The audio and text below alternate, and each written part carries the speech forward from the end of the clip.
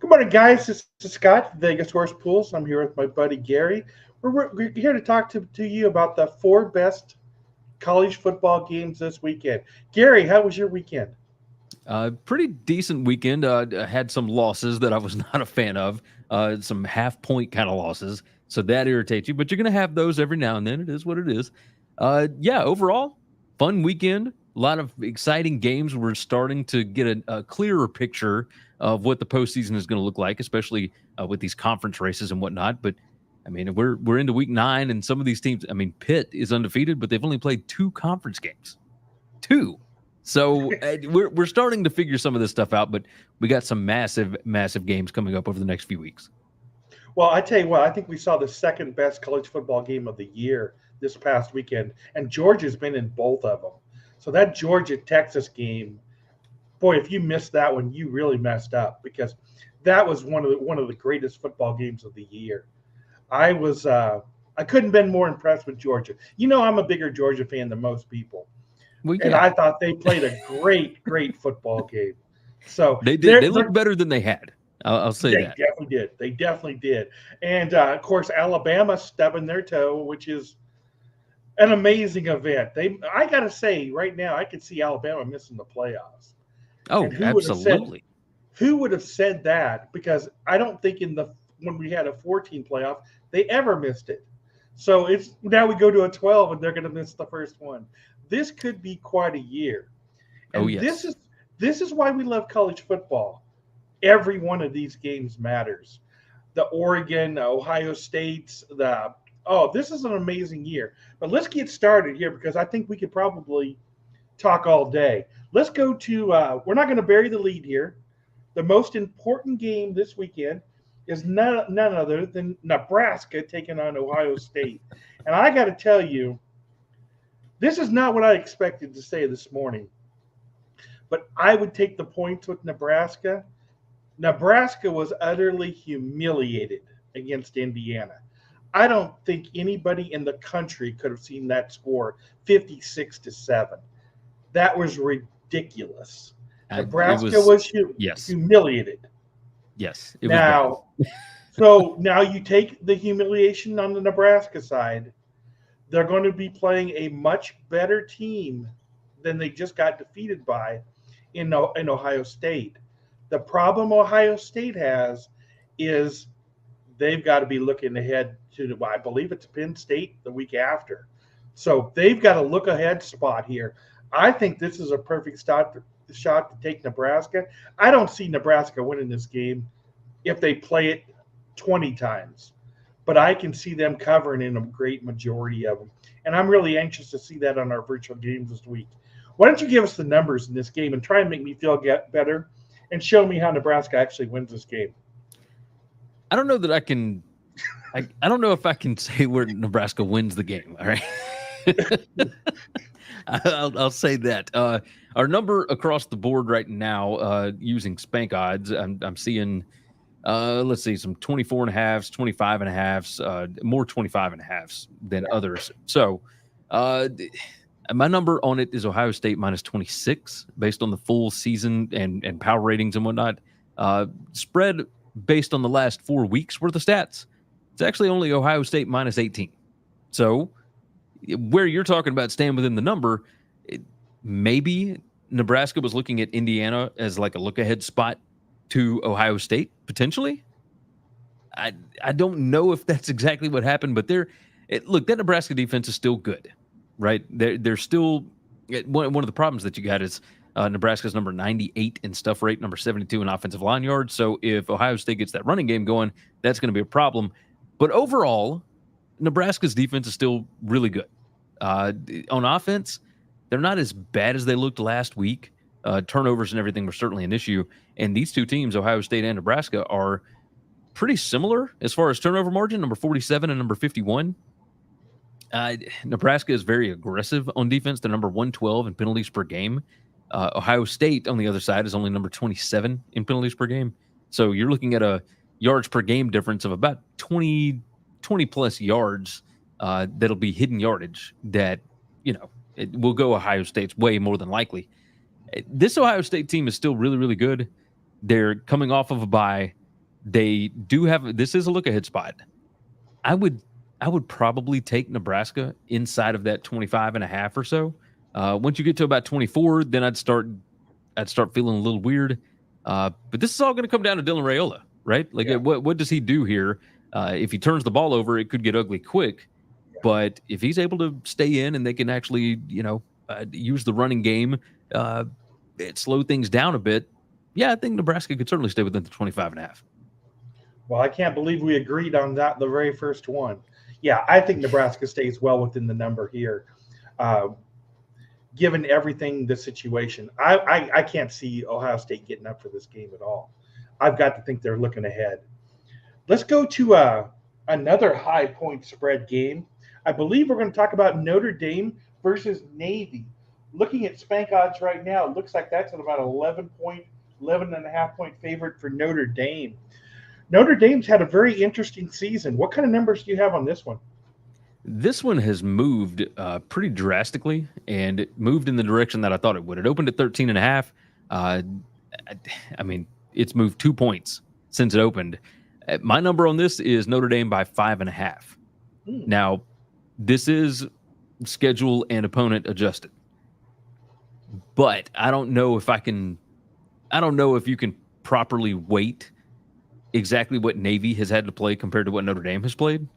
And it's not that Notre Dame has played, a murderer's row or anything, but Navy has played the number 132 schedule in the country.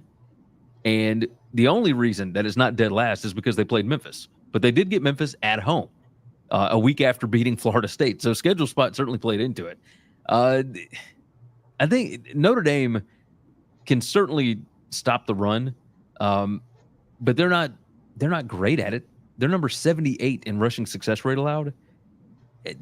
They're number 76 in stuff rate.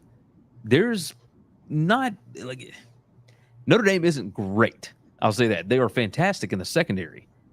But as far as stopping the run, which is what Navy does 73% of the time with their offensive snaps, I mean, they are number 2 in rushing success, number 4 in predicted points added per rush. So Navy, I think, is going to be able to score on Notre Dame. On the other side, Navy's defense. Here's where your problem is. Navy's defense is number 107 in predicted points added allowed.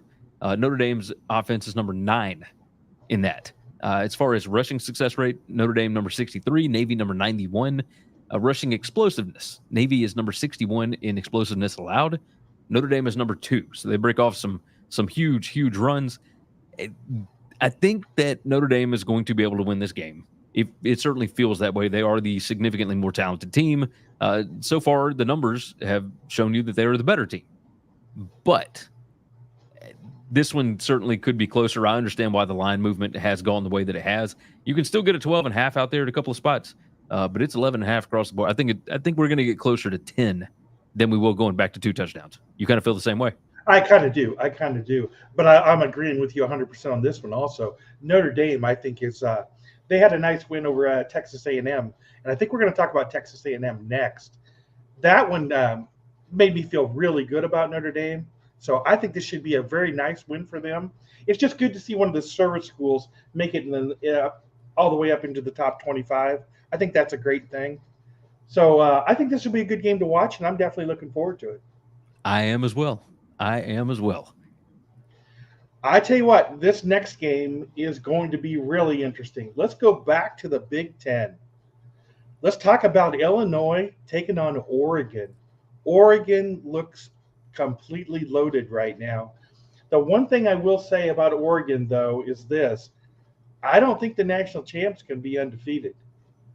I don't think we're going to have an undefeated team this year. Yeah, I don't think we're going to either. Right now, Oregon's undefeated. Let's see who takes them out. What kind of numbers do you have on this Illinois game? So I'm pretty in line with the numbers. It opened up 22.5. It's dropped to 21.5 pretty much across the boards if you look at Spank odds. I've got it as Oregon minus 20.86. And based on the last 4 weeks of stats, I've got it Oregon minus 19.3. So it's, I think, a little less than 3 touchdowns. But at the same time, I mean, 21, nice round number. If it's 21.5, I'd probably go Illinois here. But Oregon has shown they can put their foot down and they can stomp an opponent if they want to.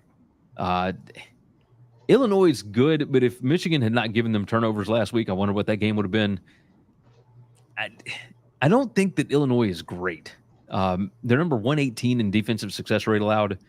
They are at number 88 in defensive predicted points added allowed per drive. So their defense isn't great. They're just incredibly opportunistic. As far as turnover margin, they're number 13 in the country. They're number 20 in takeaways per game. They take the ball away 1.86 times per ball game. On the other side, Oregon doesn't really turn it over much, and their offense is really, really good. They kind of run a little bit slower than most teams. Illinois is dreadfully slow. Number 105 in plays per game. Oregon is number 52. Maybe the pace of play keeps it to about 3 touchdowns, but I think the number's pretty right. You kind of feel the same way. Well, it's the hook that scares me in this game. Yeah. If you force me to play this game and it's 21.5, I have to play Illinois. I don't have a choice. Right. The problem is when it goes to 21, now I can't play it at all. So that hook means everything to me in this spot. I don't know. Illinois has looked really, really good this year. We thought the Nebraska game was amazing at the time. We don't think that anymore. But they did play a pretty good, decent game against Penn State. So, yeah, they certainly. Luke Ottmeyer has been really good, and with Zachary Franklin, the thing that surprised me most last week was they outrushed Michigan. Like it had the same number of attempts, 38 attempts, and they outrushed them like 187 to 118, something along those lines. Yeah. Did not expect that because their rushing offense has not been good. They're number 85 in PPA per rush so far this year. So if they've got the running game going, that can certainly open up the passing game against Oregon's defense. Yeah, I agree 100% there. I said let's go to our last game. This is the only game that we have on the list today that is not a double-digit favorite. This is none other than LSU taking on Texas A&M. I'm really looking forward to this ball game. Almost as much as the one in the Big Ten. What kind of numbers do you have on this game? So this one, looking at the current numbers, are you seeing 3 across the board as well? Yeah, solid 3s. It's solid 3. Opened at 3.5, and has come back down a little bit. Of course, that hook means everything in a spot like this. I've got A&M by minus 2.57. Based on the last 4 weeks of stats, I've got A&M minus 2.33. As far as the total, I mean, it's at 53.5. I'm seeing a couple of different spots. I'm showing 55.09 for projected total. I mean, the number's pretty much right on with this. And it's at Kyle Field. LSU has had 2 difficult games back-to-back. A&M just kind of played around with Mississippi State last week. You start looking at schedules and whatnot, the schedule spot certainly favors A&M. If I had to lean a certain way, I would go with A&M. But my number on it's 2.5. I mean, that's under the 3. I don't like the solid 3 here. And so, I would go with A&M. I think they're the better overall football team. But LSU's defense has shown up the last few weeks. So I think they are rounding into form. Brian Kelly, he ain't a bad coach. So this is certainly a big time spot, especially against first year Mike Elko. I guess I would lean A&M, but I don't feel great about it. Yeah, I don't feel great about it either. And this is in the gambling world. This is why the only advantage the bettor has over the bookie that you can pass.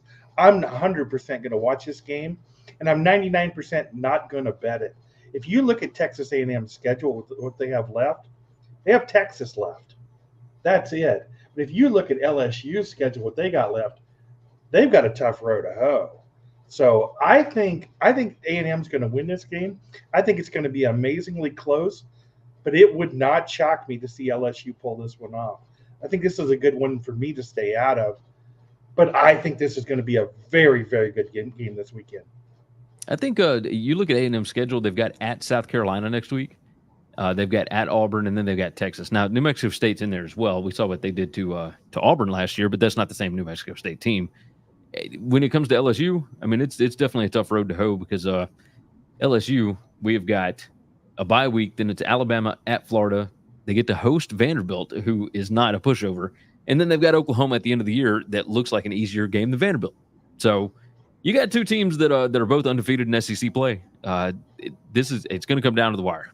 It's going to come down to November for sure. Yeah, and this is why we love college football, because we're seeing playoff games right now. Yes. The big game in the NFL yesterday, I believe it was the Chiefs and the Chiefs in the San Francisco game. And we had a winner in that ball game, but it really doesn't affect that much. These games this weekend affect everything about the playoffs. Oh So yes. this is why I will always be a college fan, and I watch the Red Zone on NFL. So I think you and I are exactly in the same spot on the difference between the two leagues. Yes, I think you're right. I think you are right. And I think we can close it up there. We'll go ahead and be playing these four virtual games on Tuesday and Wednesday. I plan to play the Monday Night Football game here in a couple of hours and get that out. I know we might have had a little bit of a video problem with this broadcast, but we had a lot of fun, and we got to talk about the games. And Gary, I enjoy talking to you every week about these. Oh, I enjoy it as well, my friend. I enjoy it as well. Yeah, the video thing, we're trying to figure out why StreamYard doesn't like me. So we'll get that sorted out eventually. But the audio works, and that's really what it's for. So I'm excited about this. It's going to be a good weekend again. We're coming down the home stretch, and I am excited about what we're going to see here. Me too. I guess with that, we'll go ahead and end this show. Thank you for everybody for joining in, and I hope all your wages this weekend are a winner, and I hope you play Nebraska.